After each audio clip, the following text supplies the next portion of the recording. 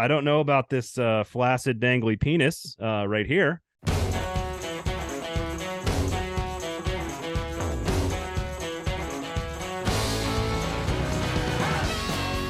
Welcome to Fringe Element here on the 440 Sports Network. My name is Braden Gall. You can follow me on Twitter at Braden Gall. Mine's Erin Dugan. You can follow me on Twitter at the Erin Dugan or Instagram Erin_Dugan. A little pause from our State of the Union this week as we're going to talk combine. We're going to talk quarterbacks. We got Trey Wallace from Outkick on to talk everything. Basically, that guy covers everything across the SEC. I've known that guy for a long time. So we're going to talk with Trey Wallace of Outkick. We're going to discuss the Texas A&M game and where the perfect time, where the perfect place to play that game might be. It seems like, Erin, everybody's super happy in this league right now, which means we are destined for disappointment. So which teams are destined for disappointment in 2023? And of course, again, Hugh Freeze is already out there screaming about how awesome his first day of spring practice at Auburn was. It was the most perfect first spring practice day in the history of spring practice in the SEC. What would you expect? Exactly. So some expectations. We're going to talk about Anthony Richardson just in general here because I want to talk about the combine, Erin. Yep. And I want to get into the combine, but there's also something Anthony Richardson did that I think ties into this bizarro Brandon Miller situation at Alabama. I will say, after we talked to Trey a little bit later on the show, we gave away a hat last week on the show from University Traditions, our good friends over at University Traditions. I'm sporting one now. If you go to the YouTube page, turn on the notifications, of course. Let me see that shit. That one. I'm sporting one right now. That's nice. Congrats to Brandon, who won an Alabama hat. Of course, it's not technically it's not legally an Alabama hat. You know what I mean? But it's like an artsy way to be a sports fan. Yeah. Sean, he won it by knowing young Sean P. Diddy Combs is Dugan's name. And Sean would love that hat, by the way. That's definitely his style. We would have accepted any of those names. P. Diddy Combs, young Aaron's Sean. brother. Well, so everybody knew it was Aaron's brother, but okay. I got a Sean answer, and Brandon, congratulations on the hat. Wow. We're gonna give one away later on in the show. We're going to give another one away. So we're going to do this periodically because our good friends, University Traditions, they're awesome. So we love those guys. And this is why you listen to Fringe Elements, because sometimes you get free shit. That's what you do. You come here and you get free shit. Okay. So I want to talk about Anthony Richardson and all the bizarro narratives that are going to come out of the combine this week, do a little prediction, myth busting for people. But I do want to point out, Steven and I talked last week about the Brandon Miller situation. There was another part of the story is that he does the pat down thing the very next night, and it's just completely tone deaf when a victim is like dealing with a tragedy and a loss of a loved one. It's absolutely ridiculous. I don't think he's a criminal or anything, but like I think he should be suspended for a couple of games while they kind of pay their respects or maybe take a PR victory or something. But I wanted to point out Anthony Richardson in all of this, because we're about to be inundated with like just Anthony Richardson obsession from the combine. People are going to be like, oh my God, look at his delts. Oh my God, look how fast he is. Look at his traps. Like they're just going to be obsessed. They're going to use all those weird recruiting terms. You know what I mean? Please don't list him off. He's got a tremendous V-shaped torso. What is the one that you always say that grosses me out so much? Flesh bomb. He's a flesh bomb. It's so disgusting. That is a former That was a former rivals and coworker of mine that coined the phrase "flesh bomb." Was he trying to be funny when he did it? I gotta know. A little bit. I think it's a little bit of like. It sounds like a Chris Childers like gross. No, thing. It wasn't Childers. Childers is not. I know it wasn't, scout. But it sounds like it would be. I think what happens is these scouts like run out of phrases because they have to talk about 2,000 recruits every year, and so they just like run out of phrases to say like he's an explosive athlete. Yeah, and Flesh Bomb was not it, guys. Sorry. Flesh Bomb was still my favorite one. Okay, move on. But point is Anthony Richardson there's going to be people are going to be drooling over Anthony Richardson when we're done with the combine this time next week. And I wanted to point out one note as it pertains to the Brandon Miller situation. If you remember, Anthony Richardson's nickname was AR-15.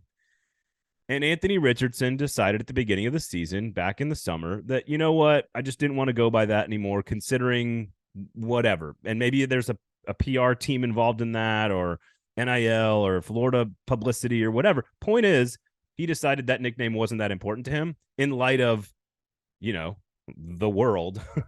Right. And he just thought, you know what?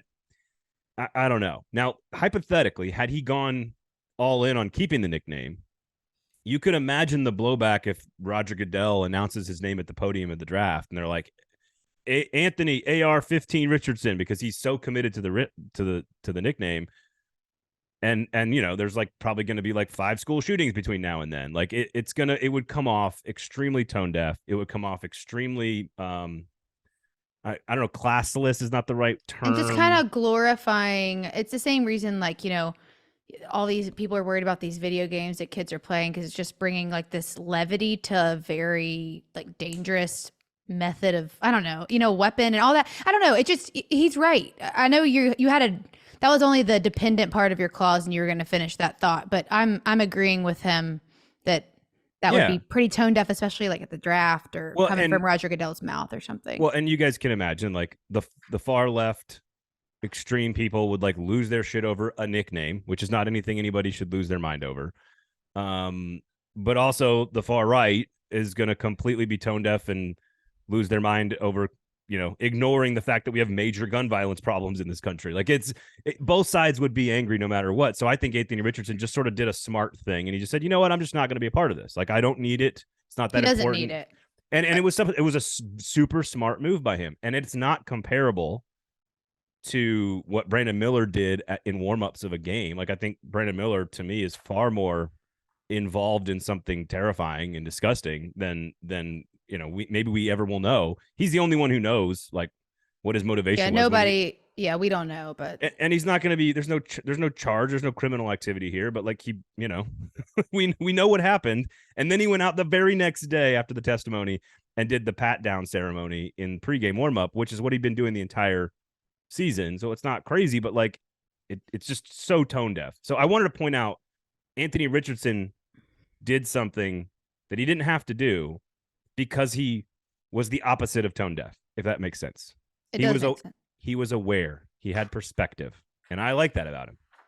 I think that it's the difference from like getting it caught versus getting it right. Getting caught versus getting it right. Getting it caught. Getting caught versus getting it right. Just preemptively, we always forget these are kids essentially. But just being in command of your own narrative in a good way, getting out in front of it and making sure that you're doing the right thing, and you don't have to be scolded. And not only because it is the right thing to do and it was smart, it's just, it also keeps these athletes from they have enough pressure going on from dealing with negative feedback on the back end, even when something is as, it didn't mean to be harmful, like AR-15, how that started, that, it just kind of came to be.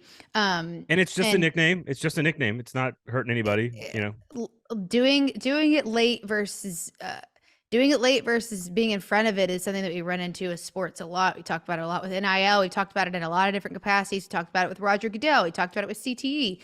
Just getting out in front of this stuff I think it says a lot about Anthony Richardson, and you're living in this world of SEC football, but there's a much bigger world out there outside of that. And I think it says a lot about his character.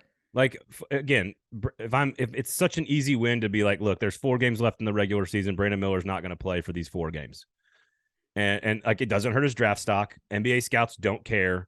It doesn't hurt Alabama's seeding in the NCAA tournament. It has almost no effect to anybody. And he could just be like, they could just say, look, in light of the situation, to being sensitive to the family, we just don't think it's the right time for him to be out there. And like, it could have been 4 games and like he comes back for the SEC tournament and it's no big deal, but like, at least it sends some sort of a signal or a message to the victim's family that we care about what you think. And imagine if we're going to the combine. So let's move forward off of Brandon Miller. Well, can I ask a question really quick? Yeah, go for it. So I guess my question too, from just like working in an athletic department, is if this is something he's been doing leading up to this, why wasn't that something that was addressed by the sports information director or by the administration or someone on the social media team or someone in television at Florida to be like, hey, I know you do this every Alabama, week. Yeah. Sorry, Alabama. I'm just thinking about Anthony how about the Richardson. guy who pats him down? Yeah, that too. Like that guy. It just should have been there should have been better foresight. Moving on. Yeah, and so what I want to kind of the reason I wanted to bring it up is not to talk about belabor the point on Brandon Miller, but like to look at it, like if Anthony Richardson still was in love with that nickname and wanted that nickname, we'd be going to the combine and we would not leave the combine talking about his size and his speed and his athleticism and the potential and the upside and the, and there's going to be some other weird narratives that are going to come out of this because there's so many good SEC quarterbacks going to the combine. Jalen Carter and Will Anderson are probably going to, make everybody drool as well. But like I could just see social media just going after Anthony Richardson for having this AR-15 nickname if that's all he was going by in the combine. Like if on the back of his uniform, it's AR-15 there, and he's like, I could just see it taking over the conversation and that not being really fair to him because, again, it's just a stupid nickname. And just it's just a moment to say, look, whether it was him or his staff or his PR team or the Florida social media, somebody said, hey, let's maybe go the other direction with this.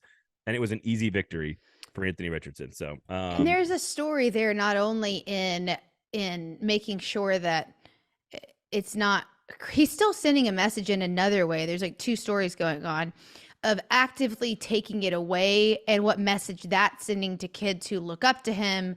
And, actively, there's a story in the sense that like, I don't want this to be the story, but also there's a story in taking that away and sending a message of like, violence isn't it, and I'm not going to stand for it. So it's just removing an unnecessary PR risk from and your you're life. Right. That would have been more of the talk. He did. It was smart. It was smart and right.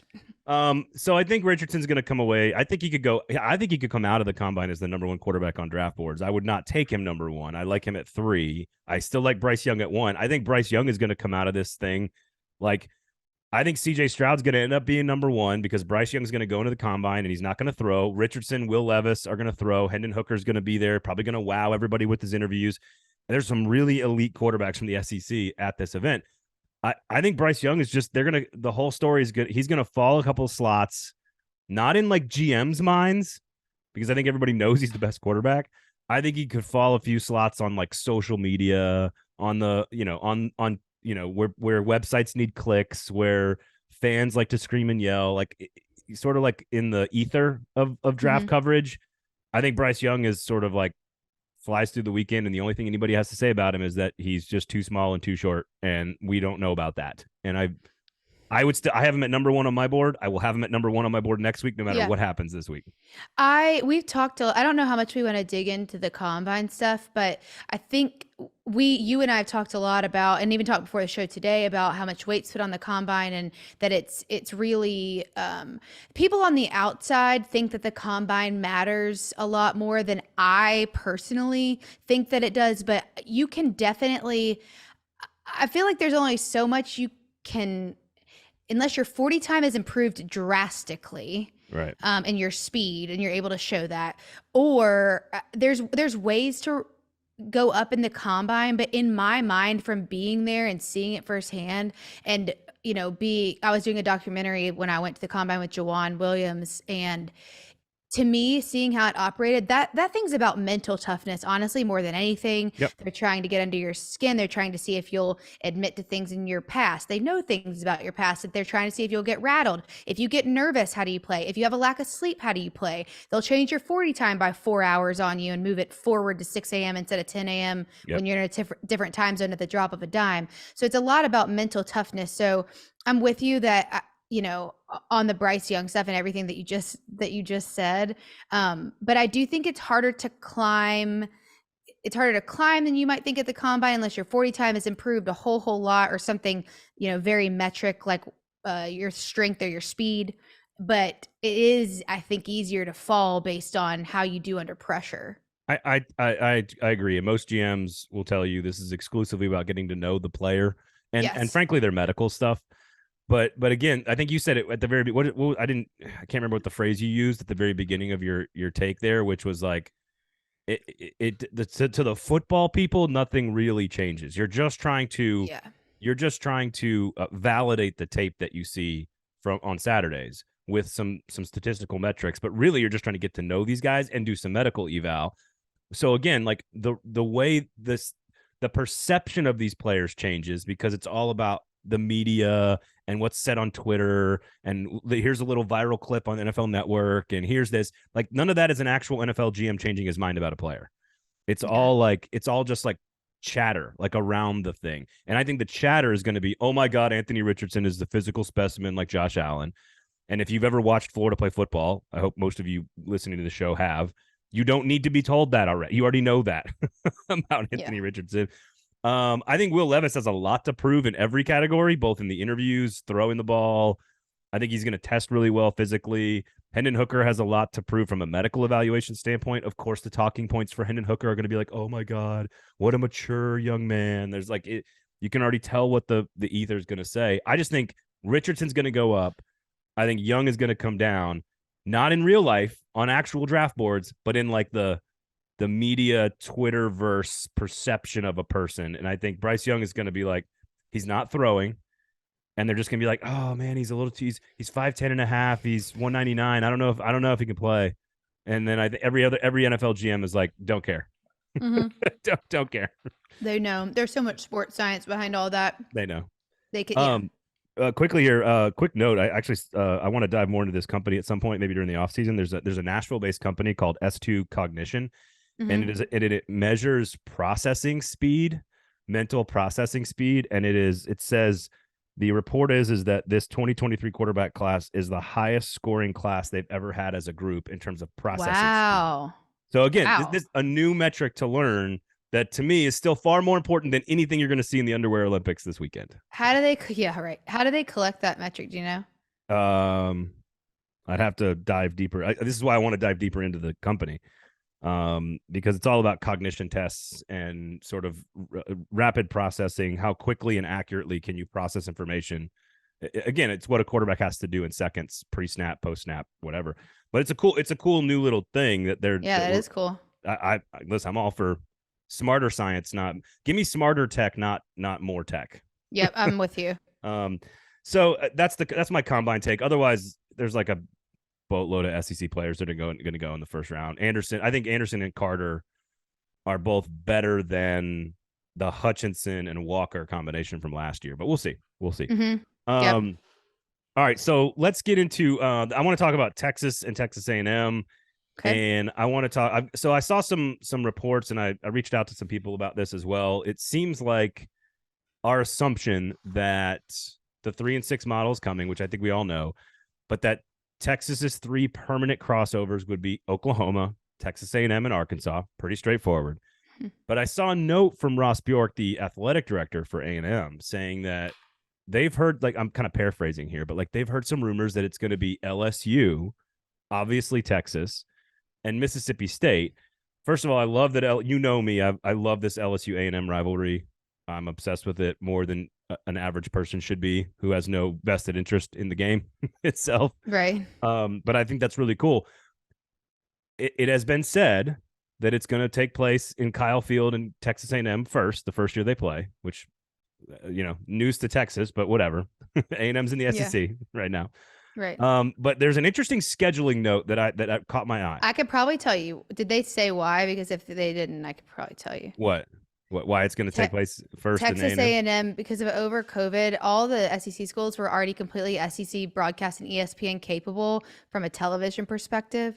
And since Texas hasn't been completely absorbed and all that hasn't gone in, there's probably just more broadcast capability. From Texas A&M. They have their own network. No, I know, but it's not ESPN. No, I get that, but it's not ESPN. It's owned by ESPN. Okay, I wonder if they have all the same technology. I wonder if they have all the same stuff in place. It may not be as good as the SEC network. I just wonder how they pick and how you don't piss the other one off. That's why. That's the whole point, is to piss the other one off. I'm not even kidding. Like A&M is like, no, of course it's going to happen here first, you motherfuckers. That's all it is. Funny. It's all it is. It's like, we want the game first, and we're going to get the game first, and you suck it. Like that. Yeah. That's it. Maybe there is some tech stuff there. Maybe they could use that as a crutch to convince the SEC. My take is that Texas A&M is in the SEC already, and they have access to the commissioner and to scheduling, and they're probably going to get what they want first over the team that's new to the SEC. Makes sense. But it leads to an interesting scheduling note, because if those are the permanent crossovers, again, or permanent rivals for A&M, which would be Texas, LSU, and Mississippi State, there's really no place to play the game, because every team in the SEC You mean date? Date. Yes. Yeah. Time on the calendar. Every single team has a permanent rival kind of already scheduled in the final weekend on Thanksgiving, which is where the A&M Texas game used to be played. I've been to 2 of them. They were awesome in the 90s as like a middle schooler. They were amazing. It's spectacular. But you've got the 4 ACC rivalry games that take place at that time. You've got Iron Bowl, you've got Egg Bowl, you've got, Tennessee Vandy takes place at that same weekend. Like Arkansas, Missouri's that weekend. Like you literally don't have an opponent. If Texas and Texas A&M play that weekend, you don't have an opponent for LSU. So if they keep the LSU A&M game on Thanksgiving weekend, like it's been the last 12 years, where are you going to play the Texas A&M game on the schedule? Because Texas has to play the Oklahoma game at the State Fair right around week 6 or 7. I got an idea. Week effing 1 every year, Texas A&M, alternating sites every year. Week number 1, baby. Tell me why that not would be one of the best possible ways to start an SEC football season every single season. Yeah, it would be freaking awesome. And like you brought up this idea before we hopped on, and you alluded to, although it'd be freaking awesome for the fans and awesome for TV, which by the way, TV always wins. The schools might just want like everyone wants to go 1-0 at the beginning of the season. So like you mentioned, you're like, well, I don't know how much the schools are going to like it. Again, it won't matter. TV will win that because money wins it. The theme continues. But it would be freaking awesome from an excitement, a spectator standpoint. And you have a lot of capability in that week 1 we're used to having, and so is TV used to having games that aren't just on Saturday. They start on Thursday, Friday, Saturday. So it'd be the only game on potentially, which I bet they would schedule it like this, to be Texas A&M and Texas, whatever it takes to put them in their own spot on week 1. I mean, you got the whole world watching. Well, that's an exaggeration. You got the whole Southeast watching. No, I don't know, man. Like West unless you're going like Ohio State, Notre Dame or something. There's not many matchups in any conference that would be able to touch a Texas A&M game from a rating standpoint, especially if they are as invested with Steve Sarkisian and Jimbo Fisher the way they currently are, like for the next few years, for the foreseeable future. If they're both going to be pretty good, although that's maybe asking a lot of A&M, considering. Sure. Can you make week 2 like a total pushover cupcake for both of them every year? Sure. Can you? Not the same, yeah. I mean, like, can you maybe guarantee some neutral site game in there in week 3 or 4 where that allows them to generate some revenue, because that's what teams do in week 1 is they play these neutral site games for paychecks, maybe. But man, I'm just saying, like, imagine the conversations around practice, around those camps, around those 2 communities, around SEC circles, just like the build up to know that. I mean, imagine, how does your blood feel? Like, how does your blood feel, Erin? Like the Sunday after the final, like we're heading into Iron Bowl week. Like we know what happens to that state. Egg Bowl week, same thing. Like Ohio State, Michigan, doesn't matter. We know how everything feels. Yeah. Building up to those games. Imagine having like that for 6 weeks every year. I know. Just that would be freaking every day of camp. Well, how are you going to stop so-and-so? How are you going to prepare for so-and-so? God, it'd be so awesome. I will say, I was trying to think of the reasons, like what would be good about it being on Thanksgiving week, which they said there's no spot for it there. I mean, it's been there forever. It's always been there. So that's tradition, but no, I mean, because of the LSU thing, like there's not, I said spot for it. I meant time, unless you turn over that 12-year tradition of Texas A&M, LSU, and then that mess up other things like trickle down effect. No, right? there's no other, like, so what would happen is LSU and Oklahoma would have to play every year because there'd be the only 2 teams without a locked in game. Yeah, like, truly, every team has a game already that like. And that would ruin the 3-6 model, because then you have 2 teams that have 4 and. You just have to make LSU and Oklahoma a permanent game. Yeah. And it just complicates things too much. Also, like, I don't know. It's also better for College Station, I will say, and or well, college, it's better for the it's better probably for the actual college town themselves to. Oh, you're thinking like Thanksgiving, people are out of town, they don't go to the games as much. Well, that game's gonna be full no matter what. So that crossed my mind, and I'm like, that's actually not an issue. I mean, the Egg Bowl, like how many reporters from Ole Miss and Mississippi State have joked about having, what does Godfrey say? Like, I've had so many gas station Thanksgivings, like covering. Oh yeah, because people show up. So that was in my mind for a second, and then I again backed off it before it even came out of my mouth because it didn't make sense. To me, the obvious argument, and both schools will say this, both coaches will say this, everyone's going to say this, and it's why it's probably not going to happen, is that you kind of aren't who you are until you get into like, 6-7 weeks in. But like, sorry, guy, like you only have 12 games. You got to play big opponents at some point. Why not come out of the gate swinging every single year with like one of your biggest rivals in the entire That sport? Argument won't win it. That argument's not strong enough to beat the money argument. Man, if I'm TV, I'm pushing real hard. They'll win it. When you brought that up, I'm like, there's no way. I mean, I guess there's in a world that maybe that wouldn't happen, but I don't see it, because as soon as you said that, I'm like, cha-ching. Yeah, and here's the other way you can make a fortune off of it. You play one at home, one on the road, one neutral in Dallas. One at home, one on the road, one neutral. Now that's bad for the fans. I don't like that idea, but that's how you add incentive to both Texas and A&M to make it the first game every year. Is to every third game you both get a huge paycheck for it. Like that would change. That could change the dynamic to some degree. Like play it at Cowboys Stadium play it at Arlington, yeah, in Jerry World. You'd make a fortune off that game. You could give both teams $10 million a pop. Like no problems. All right. So expectations. We're going to get to Trey Wallace here coming up. He talked about, the new defensive coordinator for Florida. He talked about all different kinds of stuff, quarterback battles. We talked about expectations, Tennessee and LSU, which kind of, Hugh Freeze going bananas over his one single day of spring practice got me thinking. I went back and looked at all of the over-under totals for last year, and I think a lot of the narrative going into last season was everyone seems to be pretty happy with where they are, except for Auburn, right? But Auburn doesn't count. LSU hit the over. Mississippi State hit the over. Ole Miss hit the over. Let's see here. South Carolina hit the over. Georgia hit the over. Vanderbilt hit the over. Tennessee hit the over. Missouri hit the over. Kentucky basically pushed. Florida hit the under by 1. Texas A&M obviously went under. Alabama went under, but like they won relative. 10 games. Exactly. Right. Arkansas. I think you could argue that Texas A&M obviously the biggest disappointment. I think Florida fans are probably a little disappointed in their season. I think Kentucky fans are okay. It could have been better. But it's not all that different this year, Erin. We still have almost everybody pretty fired up about their team. Arkansas fans probably a little disappointed with last year. Yeah. But like most everybody now, even Auburn included, is pretty happy with their coaching situation.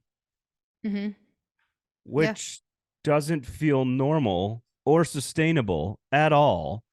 Are we not setting, like, who of these teams are, like, so many of these teams are going to, aren't there going to be a bunch of disappointments because we have so many high expectations? Like, Tennessee fans now expect to be in the playoff race. Like, yep. LSU fans now expect to win the division. That was not where we were last summer. No. Expect or hope? Either. I don't think any LSU or Tennessee fan, even the most optimistic, would have predicted what happened with those two teams last year. No, I think what you kind of run into is the same sand instead of stone argument. And I'm not saying that teams that hit the over aren't, solidified, like much improved. They absolutely are. But, just because you win 10 games doesn't mean you're going to win 10 games the next season. No. Like it does mean that teams like South Carolina, teams like South Carolina, I mean, Georgia, obviously even better than last season. They're both pretty good, but just like even Ole Miss was definitely on the up, and you can't argue it. Tennessee's definitely on the up, and you couldn't argue it. LSU's there are lots of improvements. It does not mean that you're going to win 10 games again. It does not mean that you're going to win 9 games again. Doesn't mean you're going to hit the over again. Right.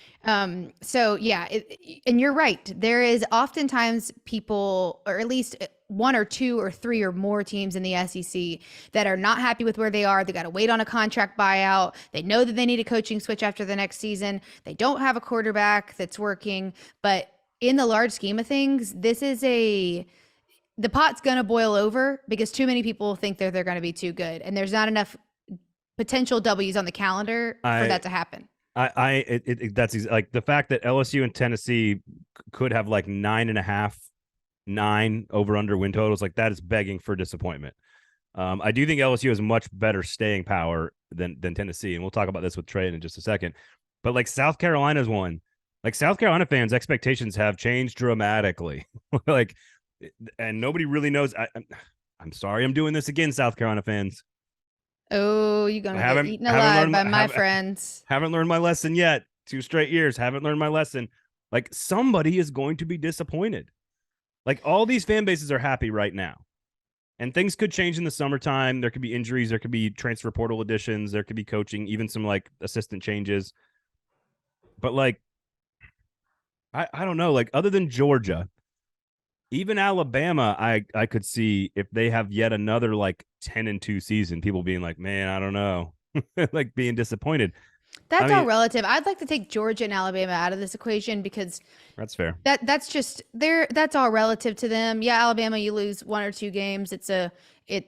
Whatever. They're not the ones. It's like that LSU, Mississippi State, Ole Miss, Tennessee, that whole argument. I think Texas A&M is going to need more time. I mean, they were in the under anyway. I think the only thing I think that could maybe allow Tennessee, South Carolina, and some of those teams that we just rattled off, LSU, to have a season that they'd be happy to walk away with is I think that Texas A&M needs more time. I think Florida needs more time, even though Florida fans aren't going to want to hear that. And I, unfortunately, because y'all know how much I fangirl over Arkansas, even though I didn't go there, I think Arkansas needs another rebuilding year. But that's still a lot of teams that think they're going to walk away with some outstanding seasons. It's still not really enough. No, like you're Arkansas is fascinating to me because you talked about like, I think they viewed last year as, all right, we had some injuries. So-and-so got hurt. And that's the reason why we struggled. And the defense lost some players. We lost, safety in the first game and blah, blah, blah, blah. Well, now we got KJ Jefferson coming back. We got a new coordinator. Like I think there's going to be a lot of optimism around Arkansas, and that I would put them in this list of be careful what you wish for. Here's my list, because to your point, I don't think you can put A&M or Florida or Auburn into this conversation, although Auburn might be over its skis already anyway. I think Florida and A&M are kind of removed from this because they were quote unquote disappointing last year. And they don't have the expectations that like a South Carolina would have right now. Yeah, I get you. And I don't know what to make of Mississippi State because the obvious unprecedented nature of the situation. But like Will Rogers is thrown for a gazillion yards and he's back for his like fourth full season. Like there are expectations around Mississippi State. The teams I would put on this list: LSU, Ole Miss. You kept Lane Kiffin. You paid him $9 million. Arkansas, South Carolina, and Tennessee for sure have monstrous expectations now. I don't know. I don't know what to make of Kentucky. I think Missouri is sort of like cautiously optimistic. I think Vanderbilt is cautiously optimistic, which I think is fair and right and accurate. I think Vanderbilt is healthily in a probably healthy spot. Yeah, I think they're like if they go 5-7 again, are fans going to be upset? Probably not. No. Yeah. So again, cautiously optimistic. That to me that says rational. Yeah, it's rationality for sure. Like I think Kentucky's the weird one where I think they've sort of like started to have this level of expectation that's new under Mark Stoops, and now they got Devin Leary and Liam Cohen, and the offense is going to be better. And I feel like but they've been used to plateaus more than some of these other schools because it's been a slow build. Yeah. Whereas Tennessee, like the high is higher when it's like peaking and falling. Yeah. Kentucky's been on this steady incline, but Tennessee. So I think what did you just make me think of with Arkansas specifically, it's to me, the expectation is it's going to be harder for South Carolina fans to not have what they're expecting than it is for Arkansas, because Arkansas just quote unquote at least slightly underachieved for what they hoped and what we thought and all that. South Carolina overachieved for what they thought, and I think the fall from the top is longer and harder. I think that's So those two are kind of, I think, in the same boat, but the fans' expectations are a little bit different. So if South Carolina doesn't get hit what they want, it's going to hurt worse. Well, and you talked about Kentucky football. They're used to, like, Kentucky basketball fans are Looney Tunes. The football fans are getting there, but they're not quite there yet. Right. Tennessee and South Carolina are a bunch of Looney Tunes. Like, yeah, because it went like 0 to 100, as we're like Kentucky's like up, kind of plateau, up, kind of plateau. Yeah. And they're just, I just think the fan bases are bigger. They're just bigger football fan bases that are crazier and sillier and sometimes dumber and, you know, more loony. Again, just as I try not to use the word crazy. I try not to use the word crazy with my daughters. I try to say Looney Tune, and that's the funniest, most inoffensive way to say that. Right. Ole Miss, I think fans are they're pretty fired up about this team. LSU, top 10 preseason team potentially. So there's a lot of teams. A lot of teams with a lot of expectations. And so there's one final message here. And we're going to hear from Trey Wallace here in just a second. We'll give away a hat from University Traditions as well. So make sure you stay tuned to after the interview. But there's just one final message here, which is like, expect the unexpected in college football. And it is impossible for this many fan bases to be this happy this many years in a row. It's just not possible. It's not how the world works. And so I don't know who it is. South Carolina fans, maybe it's not you, and maybe I'm wrong to think you're qualified for this list, but I think you are. You're not just being pessimistic there. There's actually not enough potential wins on the schedule for everybody. Yeah, it's like, and again, I think 8 out of 8 or 9 teams last year, I think 9 teams hit the over and a bunch hit the under, but like the under again, one of them was Bama winning 10 games. That was an under. Like Arkansas won 6 games under 7.5. Kentucky went 7-5. Their win total 8. Was 7.5. Okay. So like, again, we're talking about teams that barely hit the under. A&M was the only one that was just a total dumpster fire. Like there's going to be somebody that's just a dumpster fire here. Like, like statistically, the odds have shown us that one of these teams, and it's the teams that are going to be rated, are going to be LSU, Ole Miss, Arkansas, South Carolina, Tennessee, Kentucky. They're all going to be kind of up in the, from like number 8 in the nation to like number 30 in the nation, right? Like they're that next tier. And I just people need to expect. So you think it's going to be something. South Carolina? No. I think it's all Tennessee. Of my friends. I think it's Tennessee. Texting me in the next 24 hours, being like, Braden just hates us. This is bullshit. I'm waiting for it. But you know what? They're not wrong. Yeah, it's totally South Carolina. No, I think it's Tennessee. If I had to guess, I think it's Tennessee and Arkansas. Those are 2 that I would put on that list. I think LSU is going to be really salty. But continue the Braden apology saga. See you guys here same time next year. Now I'm not even being objective. Now I'm like, it probably is South Carolina in my mind, but now I'm like scared to say it, Yeah, because people are just, I'm scared for you to say it because my phone's about to blow up. That's okay. If you were telling me to take the under and it's like 8 for South Carolina, 8.5 for Tennessee, 7.5 for Arkansas, I think I'd take the under on all 3 of those. Yeah, I'm not going to be on the South Carolina wrong side of history. Yeah. Old Beamer ball. Old Beamer ball does it again. We love you, South Carolina fans. All right, so we're going to give away a hat. Suck up. We're going to give away a hat from University Traditions. Yeah. We got another trivia question. Make sure you're on the YouTube pages, okay? So make sure you rate, review, subscribe. You can check out the hats when we come back, of course. So when we do that, we'll give away a hat when we come back. Here was my conversation with Outkick's Trey Wallace.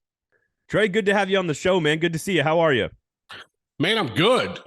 You know what? There's never any kind of off season when it comes to college sports. So it's good, man. There's always stuff going on, crazy enough as it sounds. So thanks for having me. Yeah, dude. So obviously football, we're going to talk football. Got a lot of questions for you about football, but you have been reporting on the Tony Vitello situation, the Tennessee baseball coach who's been suspended. You got the Brandon Miller situation, which is tragic and bizarre and weird at Alabama. Everyone sort of has their own opinions on that situation. Like what is happening in the SEC with these 2 situations sort of ongoing simultaneously? Is there anything that we should be learning about college athletics here? I mean, it's some crazy voodoo that's going on where you get these type of stories. I mean, I don't know, man. Like it's just bad. I think bad communication all around when it comes to both schools, kind of handling situations. I think that when when we look at, Alabama, I continue to go back that I think the communications department and upper level at Alabama has kind of failed, Nate Oates and whatnot, and what to say, or the timing of certain situations, or when you have a press conference that says, hey, you know what? No questions about anything else besides the game. But then you go in, there's 6 questions about not the game. And it's like, there's nobody like putting the hammer down. And I just think we'll get into it, but there's a lot of stuff going on over there. And then you got Tennessee baseball that has been dealing with an eligibility issue with the player. But then in the meantime, a coach is kind of being looked at by the NCAA. So they decide, okay, we're going to self-impose a suspension and hope this kind of goes away. And there were measures why they did that. It was a preventative measure. But, yeah, just 2 different wild stories by 2 different schools, a tragic one on one side and a recruiting kind of incident on the other that turns into a suspension. So never a dull moment. No, and it feels, and again, I want to talk football with you, man, but it does feel bizarre. Yeah. It feels bizarre that like one coach is being suspended, again, albeit self-imposed, but for some like recruiting stuff, like run of the mill, your run of the mill NCAA stuff, and meanwhile, a guy allegedly brought a handgun to a murder and is still playing basketball. So I'm not saying that he should be in prison or that he should be kicked off the team, but I can't see how he should be playing. Meanwhile, Tennessee baseball doesn't have his coach for a little while because some recruiting stuff. Like it just the 2 stories overlaid to me like confused my brain and hurt my brain. So yeah, no, it did, and it man, hell, it all happened within a 3-day span. I mean, we go from Tuesday and then we go until right. Thursday, Friday with that one. So yeah, it overlaps, but also I personally think Alabama could have gotten ahead of this thing, and we wouldn't have been sitting here towards the end of February. Yep. Before we got, no question about crazy it. Crazy enough. All right. The combines this week, there's going to be 3 quarterbacks there, obviously 4 technically from the SEC, 3 of which appear to be first-round picks. Hendon Hooker is going to be there as well. Do you have a ranking personally? Bryce Young, Will Levis, Anthony Richardson, Hendon Hooker. Do you personally have a ranking, and do you think we come out of the combine with different perspectives about those quarterbacks? Because not everybody at the combine is, like the information that comes out of there is not always about like how good a football player you are. No, and a lot of times it's, sometimes there's not the most accurate information that comes out of a combine as well. It's all about trying to spin it. But I mean, if you look at the quarterback situation, like, do I think that Bryce Young has more upside than Will Levis? Yeah, I do. I think the kid has been able to, if you're able to play quarterback at Alabama and take some of the hits that you're taking, but also run the schemes that you're running. And to me, it feels like all around type of player. Like I look at Will Levis, to me, has a couple problems, I think, when it comes to leadership on the field. I think that could be something that could be looked at. I also think that when you look at Levis and how he plays the game, he's got some mobility, and we've seen that. But I just think right now, like if you're putting, like I saw those, those mock drafts and whatever, and they were talking about Will Levis at 1.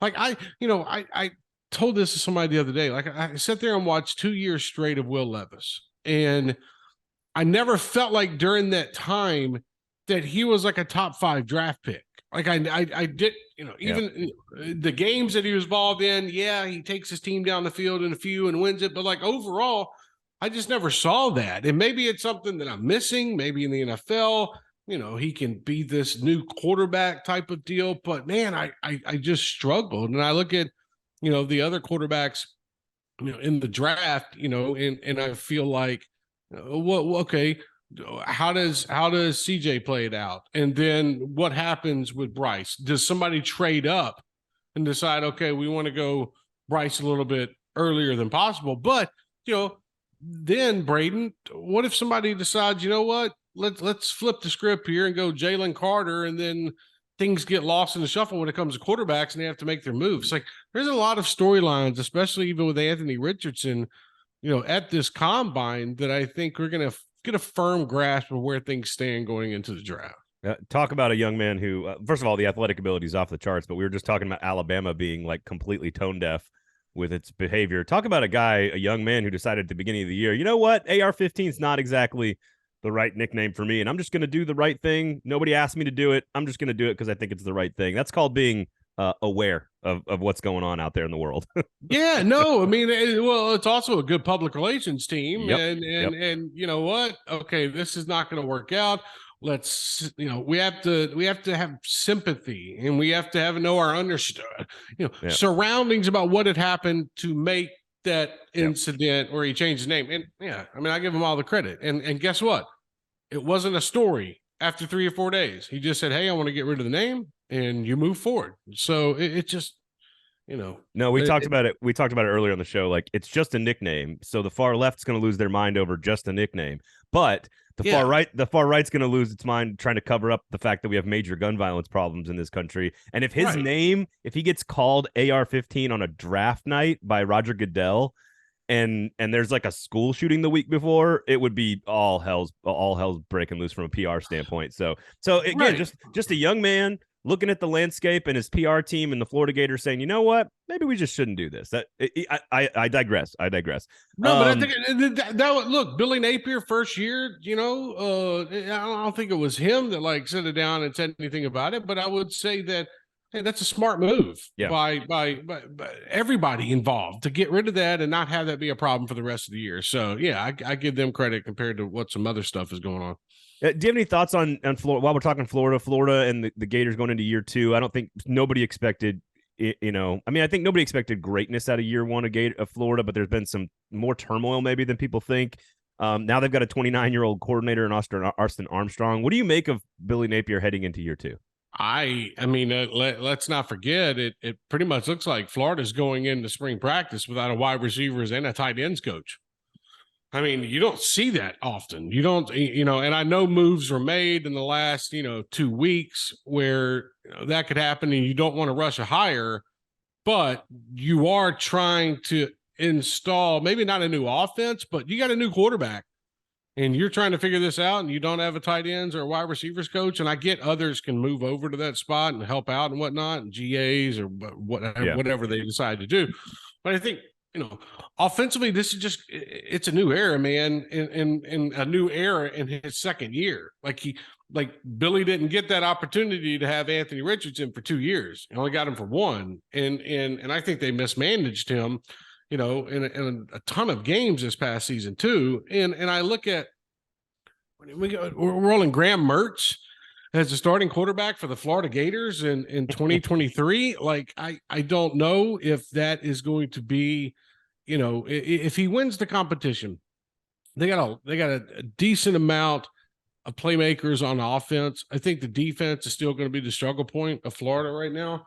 And I also think that when you look at what Billy Napier is trying to do, you also have to set yourself up and figure out, okay, what is successful in 2023? Like, what's the number? Because if you come out and you win 7 games, Florida fans are going to like that. If you tack on 1 in the bowl game, it's going to be 8. I mean, maybe you see some kind of progression, but that's Florida. I just, personally, I think that this football team has a few more years before Billy Napier really has his hands around this program. And I think that's going to come with recruiting classes. They're going to have to figure that out, the transfer portal, what they're going to do at quarterback, in the future. That they've got some guys, but I think when you look at Billy Napier, he's still trying to adjust, man. And he's got so many people, I think, in that state where now it's turned into that, okay, now we got a real battle with Mike Norvell for recruiting. We got a big battle with, Mario Cristobal is trying to set up base with John Ruiz. And I just look at Florida and I'm like, okay, you guys got to start nailing down some of these recruits. And I think that, overall, look, product on the field, I don't know what it's going to look like next year, because if I've watched Graham Mertz play at Wisconsin, and if that's what they're rolling with at Florida, it's going to be very interesting for 2023. I agree. I do think being freed of the Wisconsin offensive system will allow him to probably have his best season. But is he good enough to? But is he good enough to like win you a game in the fourth quarter? That remains to be seen. You talked about expectations. What is a reasonable expectation? Hugh Freeze is already out there day 1 and 2 of spring practice, just raving about his team already, doing the whole baby Billy thing. What are reasonable expectations for Auburn in year 1? I mean, I think 7 wins, six wins. 7 wins. I mean, you look at their quarterback situation right now. It's not the best in the world. And that's why I've been under the impression that, once that spring portal period opens up, I think they go after a quarterback, at least a veteran that can add something to it. I mean, look, you got, in my opinion, it's Robbie Ashford and you got TJ Finley that's back out there. Look, I think that they would have wanted to find a guy to bring in for spring practice. That didn't play out well enough. I mean, it was Grayson McCall goes back to Coastal Carolina. There were, a couple others that were looking at, maybe didn't fit the system. But I think after the spring practice is when you're going to see, Auburn potentially add that quarterback that maybe comes in and fights for that spot. But see, and I liked the way Robbie Ashford played at times last year. I'm interested to see what this looks like with Hugh Freeze as his quarterback coach. I don't think TJ Finley's the guy. Like it's just somebody that's on the depth chart. No offense to TJ Finley. I mean, maybe he comes out and shines, but I think offensively, I think even defensively, I think that you're bringing in you're overhauling the offense. This is something complete. You're going from Brian Harson's offense to Hugh Freeze. That's a complete overhaul. So, you better make the most out of every single day in the spring. And then, you look at the defensive side of the football. Yeah, I think they have talent at linebacker, and I think they have some talent on the defensive line. But you look at it right now, they got to shore up the secondary, in my opinion. And it's crazy that we're already into spring practice, with Auburn kicking things off. Like it's awesome. It's mind blowing. But it's awesome, baby. Yeah, no, I love it. I feel like that Auburn fans just need to hold on for like a year or two. I think Hugh could turn it around, but it's going to take some time and it's going to take some recruiting. No, Trey, that was the greatest first day of spring practice that any football program has ever had in the history of the world.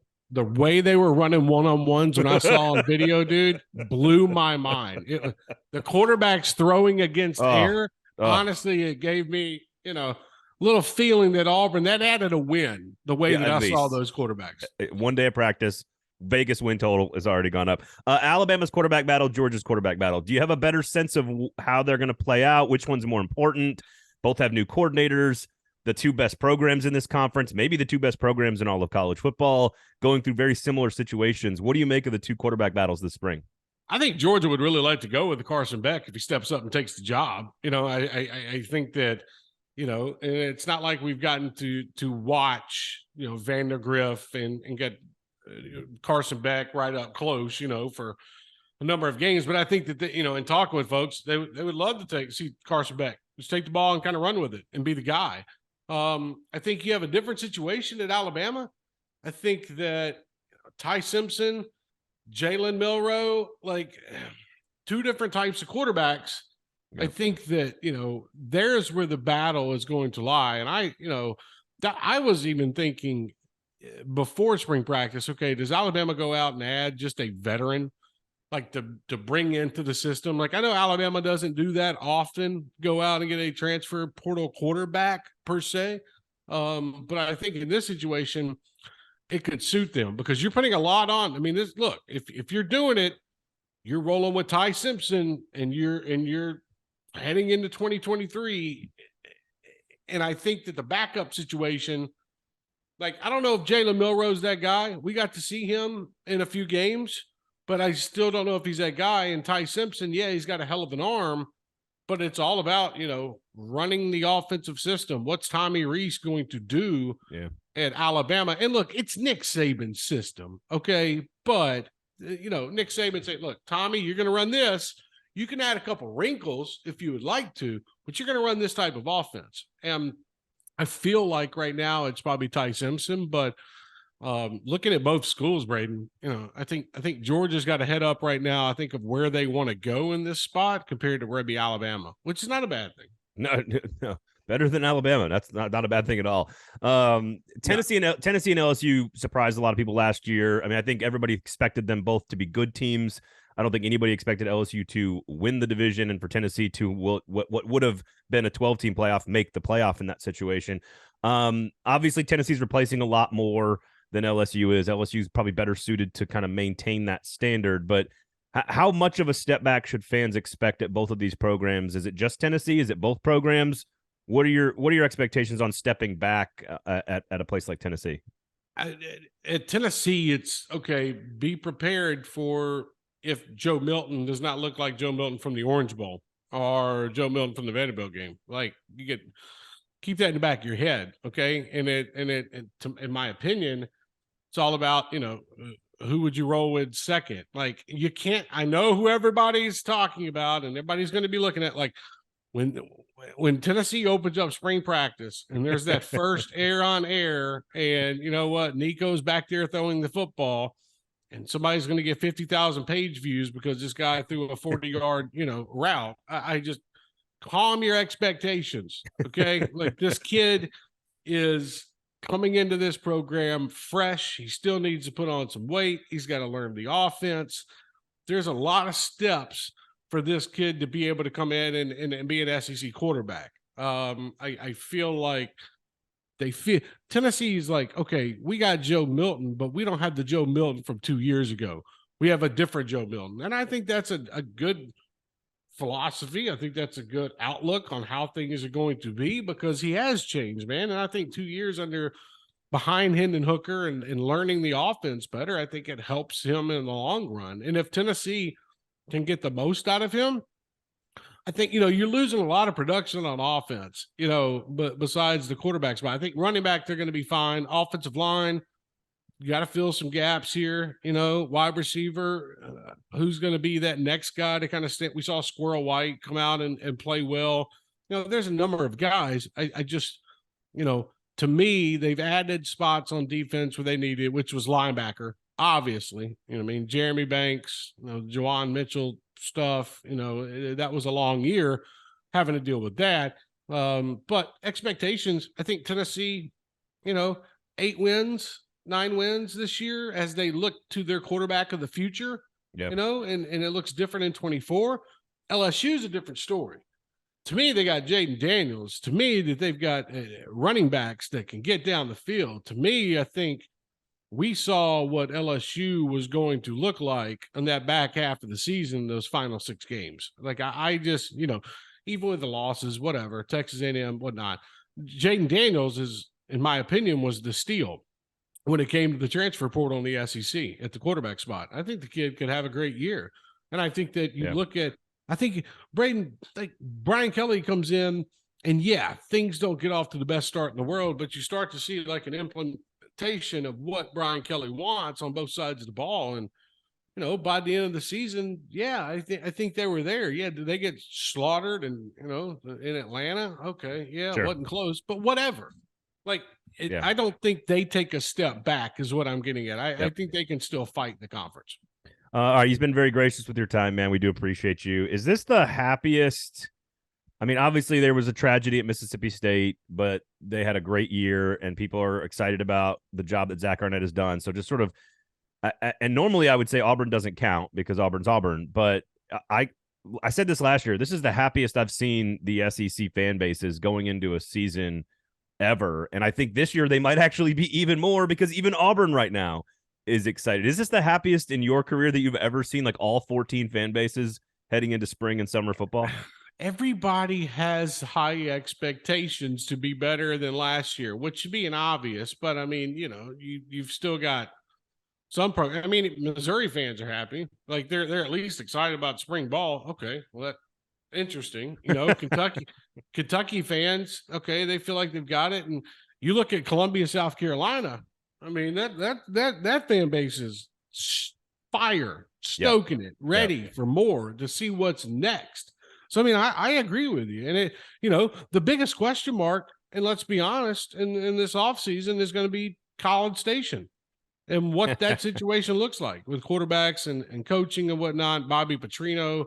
I think the rest of the conference is like, okay, we're excited to see what the future looks like. Let's see what changed. And College Station, like, no, you better fix this right now. So these better be the right moves. So I think there's more nervousness out of that fan base than any other in the SEC. Always a pleasure, my man. Thank you for being so gracious with your time. We do appreciate you. Thanks for hanging out. Thanks, dude. Had fun, buddy. Appreciate you. That was Trey Wallace, of course, of Outkick. You can catch all his work there. I've been on his show a bunch. Does a great job. It's interesting watching like Tennessee suspend a baseball coach for like a recruiting violation and Brandon Miller still playing basketball, but that's neither here nor there. Also some interesting stuff there with the Florida Gators and how they just need a little bit more time to continue developing. They now have a 29-year-old defensive coordinator in Austin Armstrong. So that's going to be wild to keep an eye on. We've obviously got all the stuff going on at the combine and, a bunch of other things we talked about. So you want to give some stuff away, Dukes? Sure. Let's do it. Okay. So, first of all, check out this one. University Traditions. If you're on the YouTube page, rate, review, subscribe. Also, if you're on the YouTube page and or listening to this, I don't even have a hat yet. So, but look what I've got for you. Look, this is a gift. I've got a gift for you. Look at this. Is that for me or are we giving it away? No, it's for you. Oh, I spoke too soon. Look at that. Wait, I love that. Sean's going to steal it for sure, but that's okay. It's not a Tennessee hat. It's a Vanderbilt hat. I know. Well, there you go. I got one for you. Can you get Sean one?